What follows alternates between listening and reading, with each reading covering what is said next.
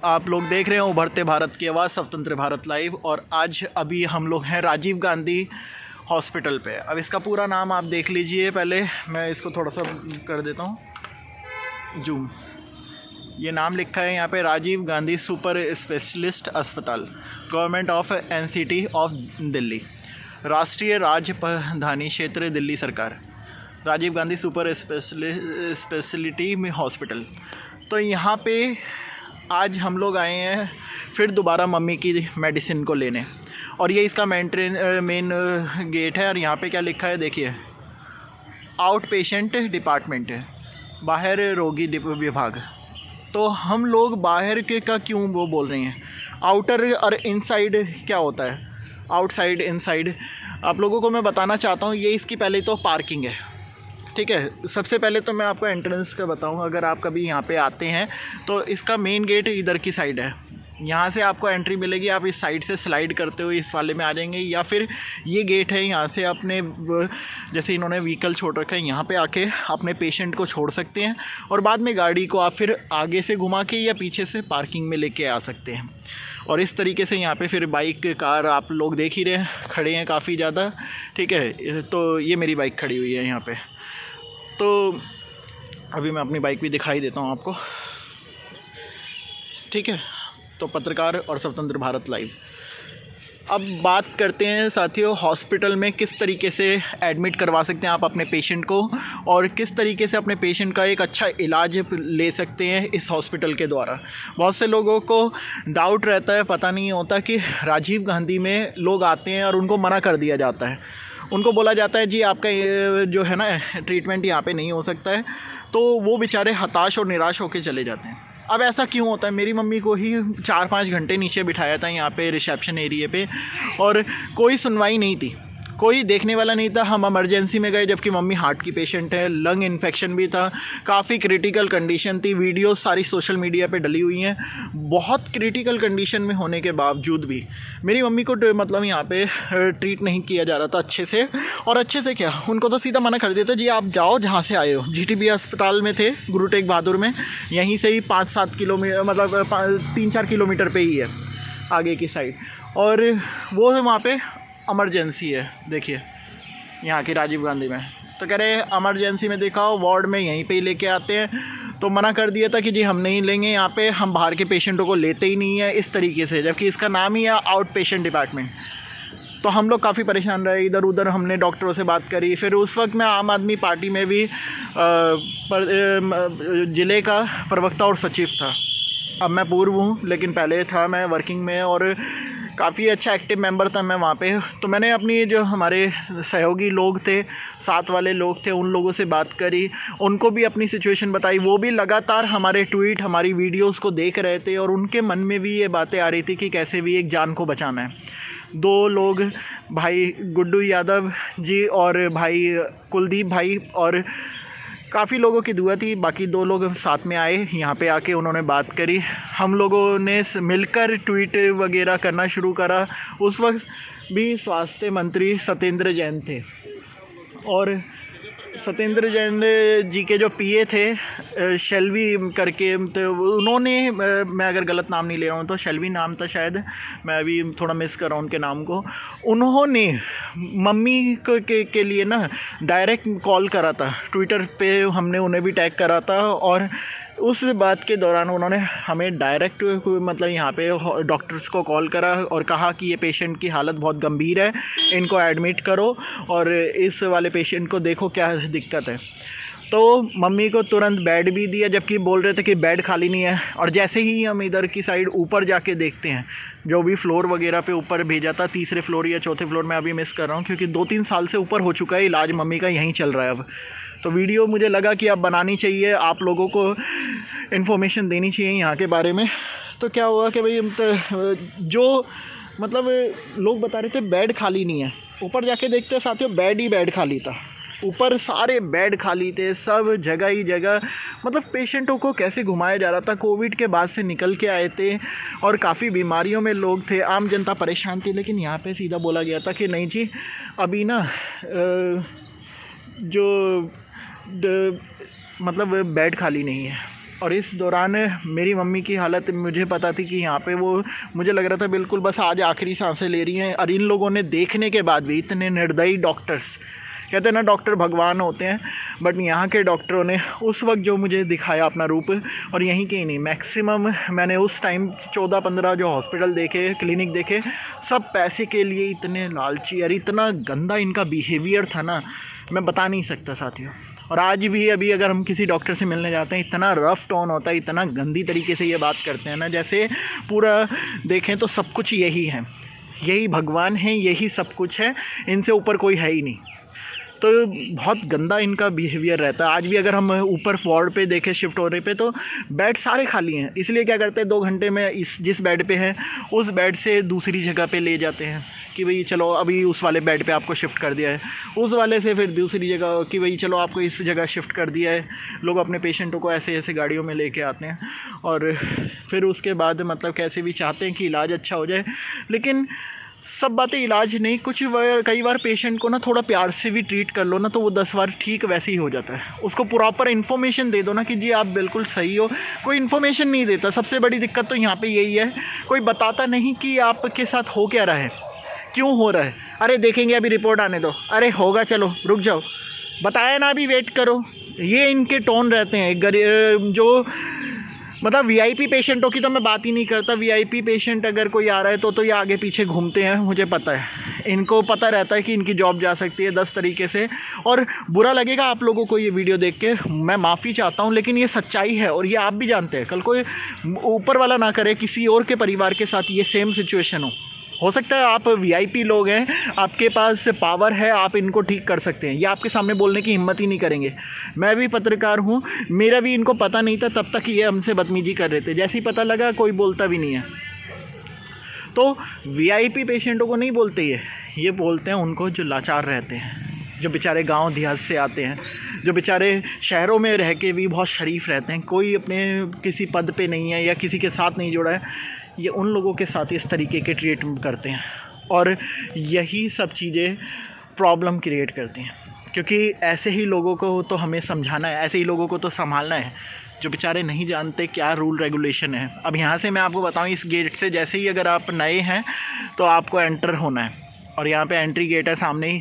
Entry होते ही के साथ सीधे हाथ पे आप जैसे ही जाएंगे तो 3 तरीके के काउंटर बने हुए हैं सामने ही, ठीक है। 3 काउंटरों में से एक रजिस्ट्रेशन का है महिलाओं के लिए, एक है सामान्य, ठीक है। पुरुषों की कहीं गिनती नहीं होती कि खाली पुरुषों के लिए, नहीं, वो एक सामान्य है, एक महिलाओं के लिए, एक ओल्ड एज के लिए, वृद्ध लोगों के लिए।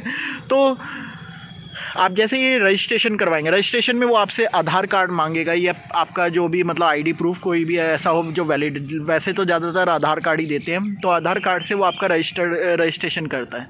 लेकिन नए लोगों को ये ले रहे हैं या नहीं ले रहे ये अभी मैं कंफर्म नहीं हूँ। हाँ, रेफ़र केस में ये इस तरीके से मतलब ओटी का पेपर बनाते हैं।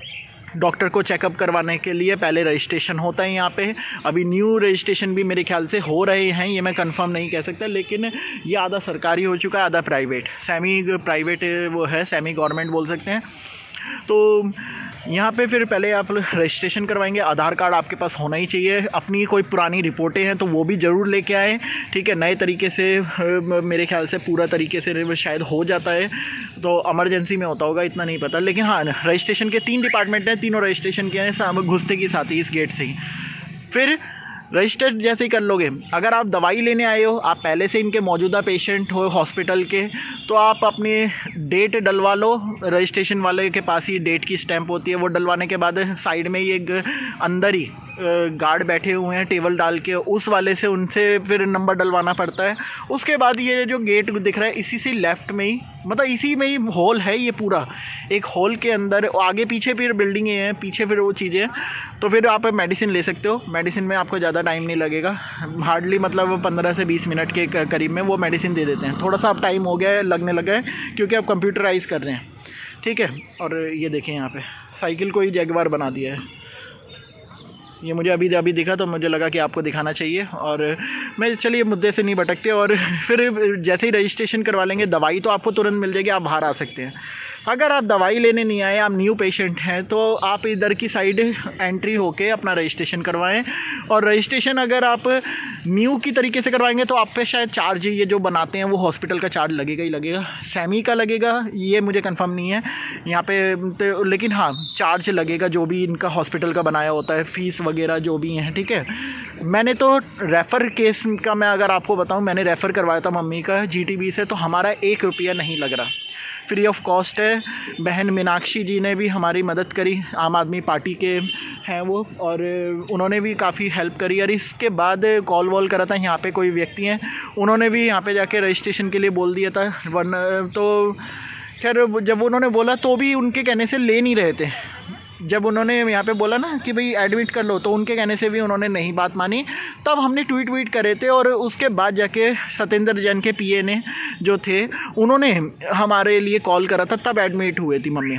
अब जैसे ही एडमिट हुई, 1 दिन बाद ही उन्हें डिस्चार्ज कर दिया कि जी अब दवाइयों पे चलेंगी, हमारे यहाँ से जो भी रिपोर्टिंग वगैरह थी वो हो चुकी है, अब आप दवाई वगैरह करो। तो नीचे मैं यहाँ पे आया, ये जो खिड़की दिख रही है ना, इसके पीछे ही एक रूम बना रखा है, वहाँ पे बिल चेक करने लगे, कह रहे कि जी 8,000 रुपये दो। मैंने कहा किस बात के? तो कह रहे कि भाई आपके यहाँ पे जो भी मेडिसिन वगैरह हुई है। मैंने कहा ये तो रेफ़र केस है।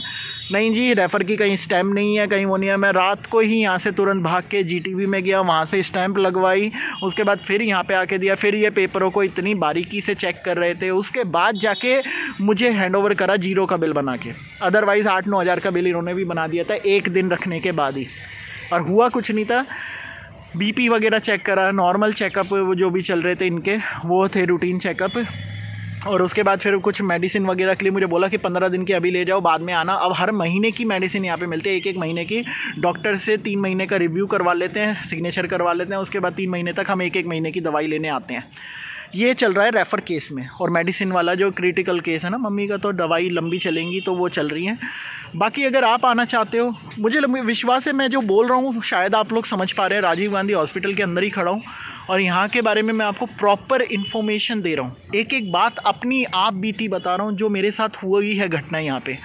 मैं गुरु तेग बहादुर की भी बताऊंगा वहाँ पे जाके, लेकिन अभी मैं यहाँ के लिए आपको बता रहा हूँ कि किस तरीके से यहाँ पे लोगों को गुमराह भी करा जाता है, लोगों का फ़ायदा भी उठाया जाता है, लोगों की मदद भी करी जाती है, सब बातें हैं। पर ज़्यादातर लोग आपको पता है गुमराह करने वाले हैं। यहाँ के डॉक्टर्स जो मेरे ख्याल से मैक्सिमम, जैसे ही सुना कि अब गुरु तेग बहादुर के ज़्यादातर लोग आ रहे हैं, उन्होंने जॉब छोड़ दी। बहुत से लोग यहाँ से छोड़ के गए। ये यहीं के स्टाफ ने हमें बताया कि जी सब ने छोड़ दिया। क्यों? क्योंकि सब ऐश और आराम से यहाँ पे रहते थे। एक पेशेंट आ गया, उसी के पीछे लगे हुए हैं आराम से।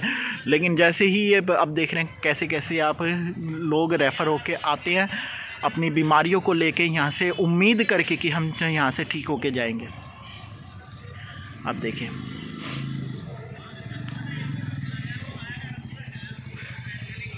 बहुत से लोग उम्मीद करके किस तरीके से अपने लेके आते हैं, हाथों में रिपोर्टें। कोई पेशेंट के साथ आते हैं तो कोई पेशेंट ही आते हैं अकेले, कोई पेशेंट को लेकर आते हैं। देखिए ई रिक्शा गेट तक यहाँ पे हमने एंट्री हो सकती है। खैर स्पेस इनके पास बहुत बड़ा है, पर उस स्पेस को यूज़ नहीं कर रहे, लेकिन आने वाले समय में मेरे ख्याल से ये स्पेस भी अच्छा हो जाएगा। आम आदमी पार्टी के बारे में मैं कहता हूँ कि भैया बहुत लोगों को मतलब इलाज के तौर पे ना बहुत अच्छी फैसिलिटी यहाँ पे दी है दिल्ली में, इसको तो कोई डाउट नहीं है, इन्होंने करा है कई हद तक। लेकिन डॉक्टर्स जो नीचे के लोग हैं ना, वो होने नहीं देते, वो खाली बैठने की मंशा से। और ये मुझे बार बार कहना पड़ेगा, डॉक्टरों को एक समय था भगवान समझा जाता था, आजकल डॉक्टर लालची हो चुके हैं ज़्यादातर, सब नहीं, बहुत से आज भी फ्री सेवा करते हैं, फ्री कैंप लगाते हैं, फ्री की चीज़ें करते हैं, लोगों की देखभाल करते हैं, लोगों के लिए सहानुभूति रखते हैं। लेकिन बहुत से जो लोग हैं वो आज सिर्फ स्वार्थ से भरे हैं, मतलब से भरे हैं। तो साथियों, ये था राजीव गांधी हॉस्पिटल को लेकर मेरे विचार और मेरी वीडियो। अभी वहाँ इमरजेंसी में कभी मेरे को जाने का मौका नहीं मिला, क्योंकि हमारा तो डायरेक्ट यहीं से ही हमने अपना ट्रीटमेंट करवाना शुरू करा था। मैं आपको अंदर का भी एक बार दिखा देता हूँ, अंदर क्या क्या चीज़ें कैसे चल रही हैं।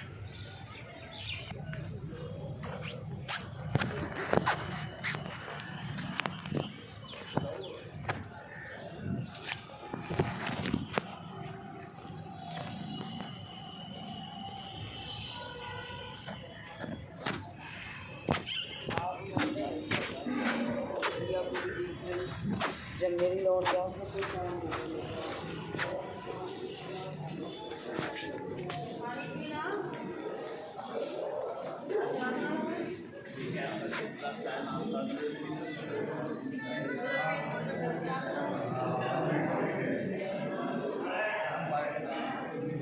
अभी तक कोर्स शुरू नहीं हुई मेडिसिन है ना? 9 बजे। अच्छा 9 बजे।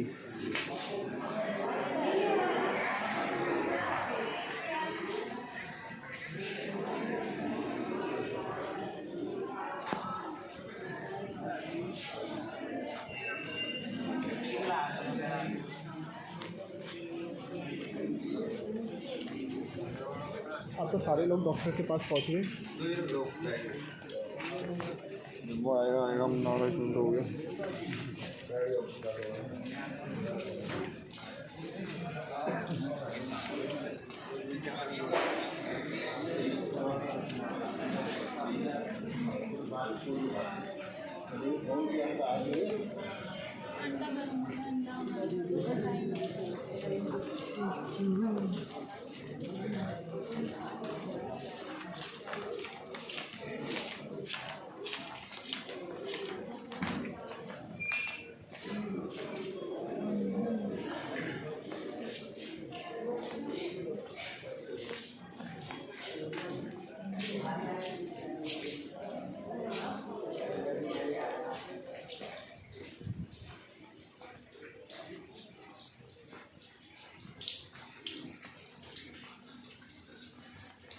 नलके भी बंद नहीं करते कोई, ये ख़राब हो रखा है, देखो पानी फैलता रहता है। कृपया बर्तन न धोएं।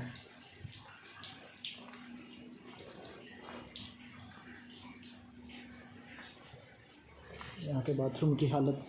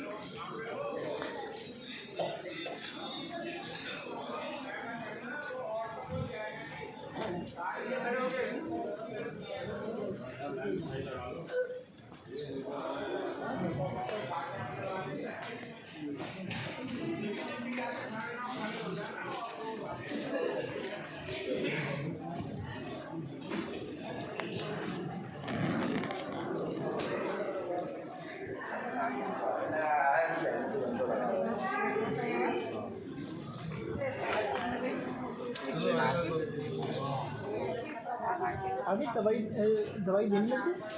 अच्छा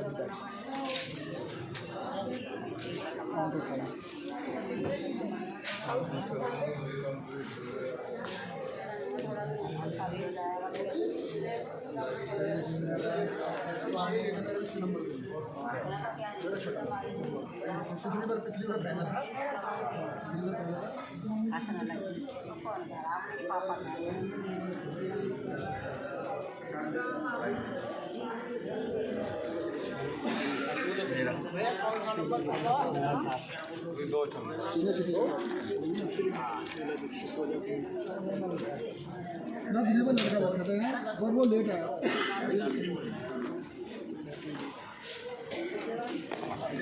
तीन वार का